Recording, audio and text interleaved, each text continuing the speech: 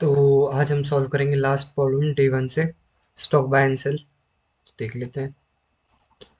तो ये प्रॉब्लम क्या कहती है कि हमें आगे के n दिन के स्टॉक्स के प्राइस दे रखे हैं। ठीक है, स्टॉक्स के प्राइस दे रखे हैं और हमें क्या कैलकुलेट करना है, हमें मैक्सिमम प्रॉफिट कैलकुलेट करना है कि किस दिन पे हम बाय करें और किस दिन पे हम सेल करें इन इन दिनों में से ही, ताकि हमारा प्रॉफिट जो है वो मैक्सिमम हो जाए।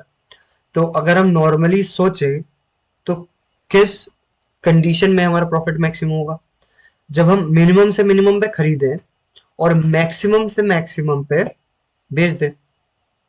बेसिकली यही तो होगा कि हम खरीदें उस दिन पे जिस दिन सबसे मिनिमम हो उस स्टॉक का प्राइस, और बेच दें उस दिन पे जिस दिन पे उस स्टॉक का प्राइस मैक्सिमम जा रहा हो।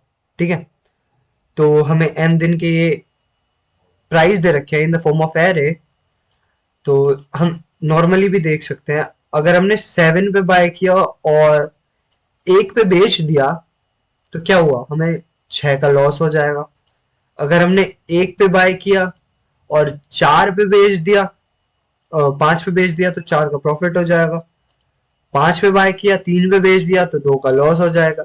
ऐसे ही हमें पूरी जो एरे दे रखी है प्राइसेस की, उसमें से जो मैक्सिमम प्रॉफिट हमारे पास बन के आ रहा है वो देना है। तो कैसे करेंगे इस प्रॉब्लम को, पहले ये जो है ये कॉपी कर लेते हैं।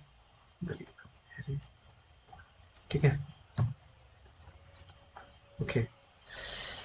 लेट सपोज हमने इस पे बाय कर लिया, 7 पे बाय कर लिया। तो कोई कंडीशन है क्या, मतलब अगर हम एरे को आगे ट्रेवर्स करें, 1 पे जाएं, 5 पे जाएं, 3 पे जाएं, तो पहले अगर 1 पे गए तो प्रॉफिट कितना हो, -6 का। ठीक है, 5 पे गए, अगर 7 पे बाय किया और 5 पे सेल किया तो प्रॉफिट कितना हो, -2 का, मतलब लॉस हुआ 2 का। अगर 7 पे, मैं थोड़ा इसे बड़ा कर लेता हूँ, ठीक है, ताकि देखने में आसानी रहे। ठीक है,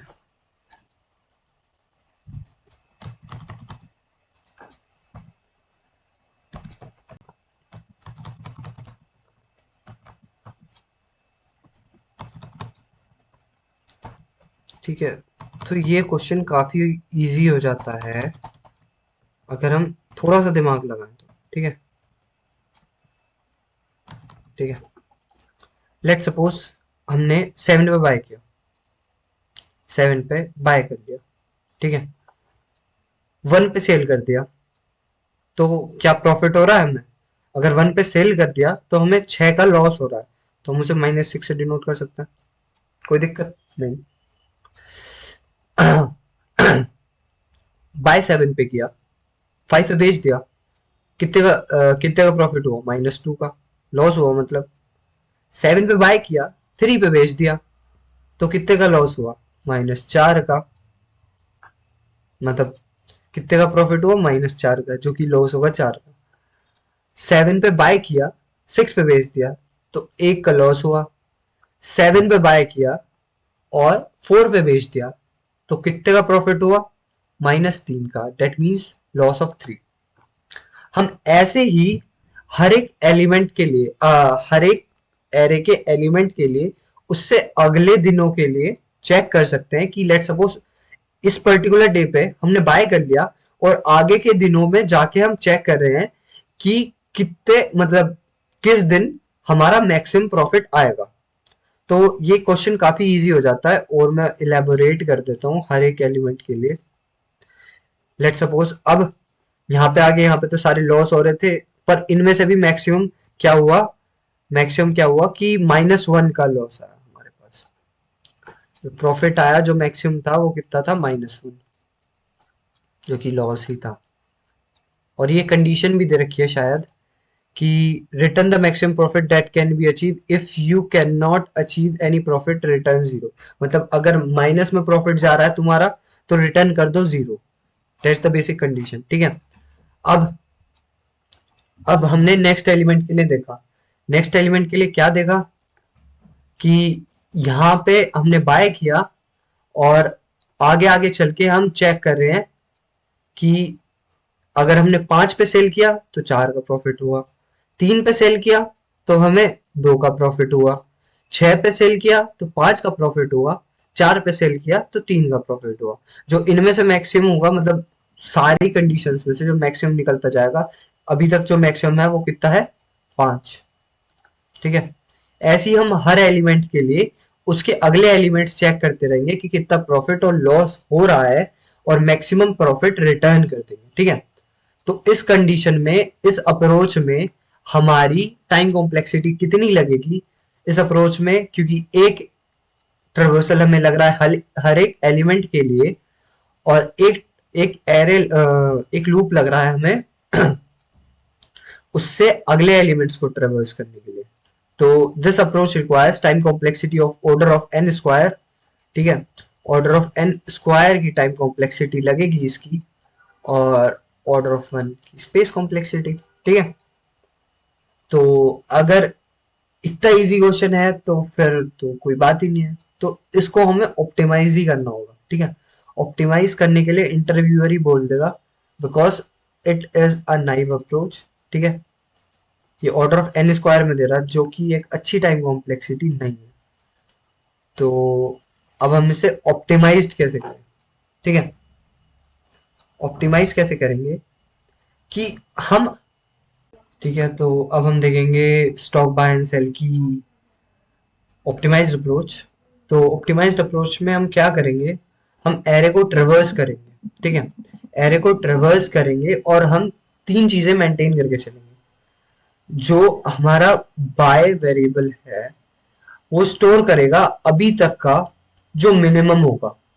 एरे में आगे ट्रेवर्स करते जाएंगे, वो अभी तक का मिनिमम स्टोर करता हुआ जाएगा, बिकॉज हमें प्रॉफिट मैक्सिमम तभी मिल सकता है जब हमारा जो बाइंग प्राइस है वो लो रहेगा, मिनिमम रहेगा मतलब। ठीक है, बाय हमेशा हमेशा एरे में मिनिमम स्टोर करता हुआ चलेगा, मतलब एरे में मिनिमम नहीं, जो एरे में मिनिमम मिलता चला जाएगा। ठीक है, सेल हमेशा जिसमें हम सेल करेंगे वो हमारे करंट एलिमेंट को नोट करेगा जब हम एरे में ट्रेवर्स करते जाएंगे। ठीक है, सेल हमेशा हमारे जो करंट एरे में हम जिस एलिमेंट को ट्रेवर्स कर रहे हैं उसे डिनोट करेगा। ठीक है, तो हम हर एक एलिमेंट पे सेल करते हुए जाएंगे। अब अभी हम जैसे सॉल्व करेंगे तो और इंट्यूशन सही से समझ में आती रहेगी। एक होगा मैक्सिमम प्रॉफिट, जो अभी तक का मैक्सिमम प्रॉफिट जो अभी तक का मिला होगा वो स्टोर करेगा। बेसिकली ये हमारा आंसर होगा जो मैक्सिमम प्रॉफिट के अंदर जाता चला जाएगा। ठीक है, तो हमने ट्रेवर्स करना एरे को यहाँ से शुरू किया, तो अभी तक का मिनिमम क्या है हमारा, 7 ही है, क्योंकि एक ही मिला अभी तक। बाय हमारा 7 हो गया, सेल तो करंट एलिमेंट को डिनोट कर रहा है, तो इसको अलग से वेरिएबल में स्टोर करने की कोई जरूरत नहीं है। ठीक है, तो बाय हमारा 7 है, सेल हमारा 7 है, प्रॉफिट हमारा 0 हो गया, तो मैक्सिमम प्रॉफिट अभी तक का क्या है, 0। बाय हमारा 7 है। ठीक है, अब हम नेक्स्ट एलिमेंट पे मूव करें, नेक्स्ट एलिमेंट पे मूव करें। ठीक है, तो अभी तक का मिनिमम क्या है, अभी कंपेयर करें तो 7 और 1 में कौन बड़ा है, एक ही बड़ा है, तो हम बाय में डाल देंगे 1। और सेलिंग प्राइस करंट एलिमेंट को डिनोट कर रहा है, तो प्रॉफिट हो जाएगा हमारा 0। ठीक है, कोई दिक्कत नहीं है। We move to the next element, next element में मूव करें, नेक्स्ट एलिमेंट में मूव करें तो हमारा बाय कितना है, बाय है 1। सेल कितना है, सेल है 5। तो प्रॉफिट क्या होता है हमारा, प्रॉफिट होता है हमारा सेल माइनस बाय, मतलब जितने में हमने बेचा और जितने में हमने खरीदा था उसका डिफरेंस। तो 1 में हमने खरीदा, 5 में हमने बेच दिया, तो 4 रुपए का प्रॉफिट हुआ ना, या 4 यूनिट का प्रॉफिट हुआ ना, तो 4 हमारा अभी तक मैक्सिमम प्रॉफिट हो गया, कोई दिक्कत नहीं होनी चाहिए अभी तक तो। ठीक है, then you move to the next element, क्योंकि हमारा बाय तो अपडेट नहीं हुआ, क्योंकि अभी तक जो मिनिमम हमें मिला हुआ है वो 1 ही है, क्योंकि अगर उससे मिनिमम मिलेगा आगे तो हम अपने बाय को अपडेट कर देंगे। बाय अभी तक का मिनिमम स्टोर करता हुआ जा रहा है। ठीक है, then we move to the next element of the array, जो कि 3 है। क्या 3 हमारे जो करंट बाय में प्राइस है उससे छोटा है, नहीं यार छोटा तो नहीं है। ठीक है, तो वो सेल को डिनोट कर रहा है 3, तो सेल माइनस बाय कितना हुआ 2। तो क्या मैक्सिमम प्रॉफिट जो अभी 4 है वो कम है क्या जो अभी आया, मतलब जो अभी हमारा प्रॉफिट आया 2, क्या वो बड़ा है 4 से? नहीं। तो हम मैक्सिमम प्रॉफिट इतना ही रहने देंगे, 4 ही। Then we move to the next element. जो हमारा आया प्रॉफिट आया वो आया 6 माइनस 1, बिकॉज हमारा बाय अपडेट नहीं हुआ, मिनिमम अभी तक 1 ही चला हुआ आ रहा है। और 6 मतलब करंट एलिमेंट हमारे सेलिंग प्राइस को डिनोट करता है, तो 6 - 1 कितना हुआ 5।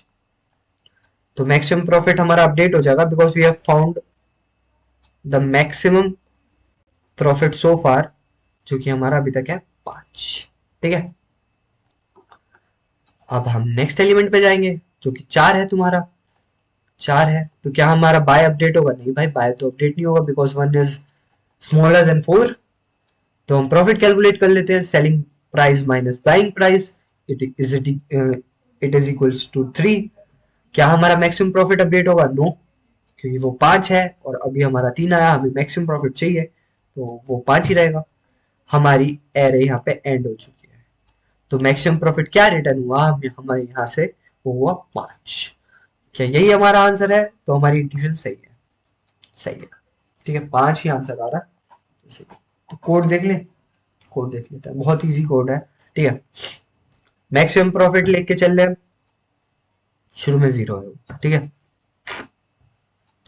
हमने जो मिनिमम था उसको स्टोर कर लिया एमएन में, कि अभी तक का मिनिमम, या फिर जो हम कहें बाइंग प्राइस ये है, बाइंग प्राइस ये है, ठीक है, बाइंग प्राइस ये है, ठीक है।